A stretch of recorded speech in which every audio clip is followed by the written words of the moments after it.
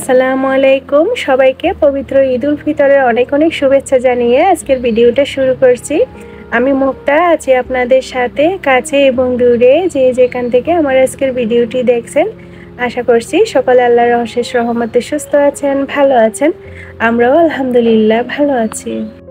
আমি এখন শ্বশুর বাড়িতে আছি। যখন থেকে আমি ঢাকায় বসবাস করছি তখন থেকে শ্বশুর বাড়িতে এসে ঈদটা করা হয়। বাবার বাড়িতে কোনো সময় যাওয়া হয় না, তবে দু একদিনের জন্য এমনিতে বেড়াতে যাওয়া হয়। তো এবারে চলে আসলাম 29 রমজানে শ্বশুর বাড়িতে।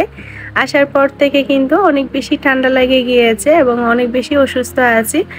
ভয়েসটা একদম বসে গিয়েছে, তো এখনও পুরোপুরি সুস্থ হয়নি। ভয়েসটা শুনে হয়তো বুঝতে পেরেছেন, যার কারণে ভিডিও এতদিন আপলোড দিতে পারিনি। তো এই ভিডিওটা করা হয়েছিল যেদিন এসেছিলাম এর পরের দিন, তবে ভয়েসটা দিতে না পারার কারণে এতদিন এই ছোট্ট ভিডিওটা আপলোড করতে পারিনি। তো ভাবছি আজকে একটু ভয়েসটা দিয়ে এটা পাবলিশ করে দেই। আসার পরের দিন আমি আমার বেডরুমটা পুরোপুরিভাবে ডিপ ক্লিন করে একটু ঈদের জন্য সাজিয়ে নিয়েছি। নতুন পর্দা একটু লাগিয়ে নিয়েছি, নতুন একটা বিছানার চাদর বিছিয়ে দিয়েছি, আর পুরো রুমটা একটু ঝেড়ে মুছে সুন্দর করে গুছিয়ে নিয়েছি।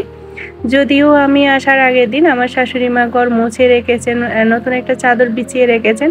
উনিও অসুস্থ, তো যতটুকু পেরেছেন করেছেন। কোনো হেল্পিং হ্যান্ড আসলে গ্রামের বাড়িতে তেমন একটা পাওয়া যায় না, নিজের কাজ নিজেই করতে হয়। এক সময় দেখা যেত পাওয়া যেত, এখন আর তেমন একটা পাওয়া যায় না।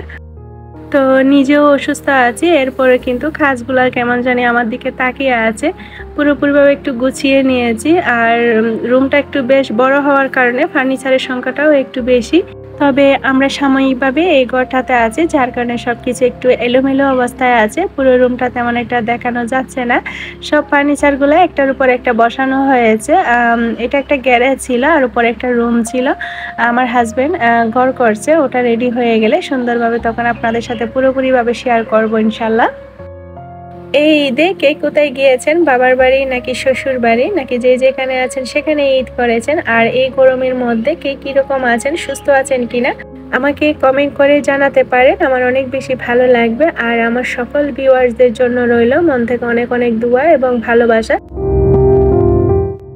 আমার এই যে ফার্নিচারগুলো, এগুলো আমার আব্বু আমার বিয়ের সময় দিয়েছিলেন। তো বার্নিশ উঠে যাওয়ার কারণে এগুলো দেখতে ভালো লাগছে না।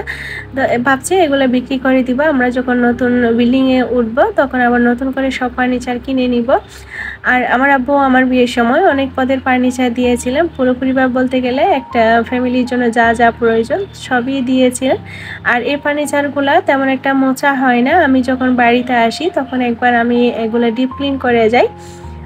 তবে আমার মনে হয় শহরের বাড়ি থেকে গ্রামের বাড়িতে ধুলাবালির পরিমাণটা খুবই কম। তো আমরা তো শহরের বাড়িতে প্রতিদিনই ডেলি 1 থেকে 2 বার ফার্নিচার মোছা হয়, এরপরও দেখা যায় ধুলার আস্তরণ পড়ে থাকে। তো এই ফার্নিচারগুলো কিন্তু প্রতিদিন না, বলতে গেলে বছরে 2 থেকে 3 বার মোছা হয়, তারপরও কিন্তু এগুলো খুবই চকচকে থাকে। চাঁদ রাতের দিন সোহার দাদার সাথে গিয়ে পার্লার থেকে এই মেহেন্দিগুলো লাগিয়ে এসেছেন। তো ওগুলো একটু শ্যুট করে নিয়েছি। আমি আসলে তেমন একটা মেহেন্দি লাগাতে পারি না, আর বাসায় তেমন একটা কেউ মেহেন্দি লাগাতে এক্সপার্টও না। তো সোহার দাদার সাথে গিয়ে পার্লার থেকে দিয়ে এসেছেন, আর ঈদের দিন সকালেও রেডি হয়ে গিয়েছে, ওকে একটু শ্যুট করে নিয়েছি। আর আমিও রেডি হয়ে নিয়েছি। এর আগে কিন্তু সোয়াসিয়ামকে রেডি করেছি, অনেক কাজ করেছি, নাস্তা বানিয়ে নিয়েছি মেহমানদের জন্য, আবার রান্নাবান্না করেছি। সব কিছু করে এসে এটা হচ্ছে দুপুরের দিকে, প্রায় 12:30-1টার দিকে হবে হয়তো। সকালবেলা তেমন একটা সময় পাওয়া যায় না। ঈদের দিন সকালবেলাটা খুব দূরের উপর থাকতে হয় আর প্রচুর কাজের মধ্যে থাকতে হয়, যার কারণে কোনো নাস্তার আইটেম বা রান্নাবান্নার আইটেম তেমন একটা ভিডিও করতে পারিনি। যাই হোক, মোটামুটি সব কিছু কাজ গুছিয়ে এসে এবার আমি একটু রেডি হয়ে নিয়েছি। রেডি বলতে তেমন বিশেষ কিছু না, একটু মেহেন্দিও কিন্তু লাগাইনি, জাস্ট একটা শাড়ি পরেছি আর সিম্পলের মধ্যে কিছু গয়না পরে নিয়েছি গোল্ডের। আমি তেমন একটা জুয়েলারি পরতে পারি না, আমার অ্যালার্জির সমস্যা আছে। তো এই সিম্পলের মধ্যে গোল্ডগুলো পরতে আমার অনেক বেশি ভালো লাগে। আর যে হাতের একটা বালা স্টাইলের চুড়ি দেখতে পাচ্ছেন ওটা, আর হাতের একটা ব্রেসলেট আর একটা সিম্পলের মধ্যে আংটি, ওটা সোহার বাবা বাড়িতে আসার আগের দিন কিনে দিয়েছিলেন। ওটাও আপনাদের সাথে সময় সুযোগের অভাবে শেয়ার করা হয়নি। আর এই যে চেনওয়ালা একটা লকেট দেখতে পাচ্ছেন, এই চেনটা আমার শাশুড়ি মা আমার হাজব্যান্ড আমাকে প্রথম দেখে পছন্দ করে আমাকে দিয়েছিলেন। আর এটা আমার কাছে অনেক বেশি স্মৃতির আর অনেক বেশি স্পেশাল। আর এটা আমি ঈদের দিন প্রতি বছর পরে থাকি।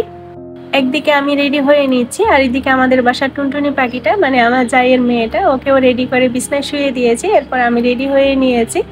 আপনাদের সাথে আজকে কোনো রেসিপি শেয়ার করতে পারিনি, শুধুমাত্র ঈদের দিন যা যা রান্না করেছি একটু দেখিয়ে দিচ্ছি। গরু মাংস, মুরগির মাংস, মাছ রান্না করেছি, আবার বিভিন্ন রকমের সেমাই পায়েস রান্না করা হয়েছে। আমার এই ছোট্ট ভিডিওটা আপনাদের কেমন লেগেছে অবশ্যই কমেন্ট করে জানাবেন। সবার সুস্থতা কামনা করে আমার আজকের ভিডিওটা এখানেই শেষ করছি। আল্লাহ হাফেজ।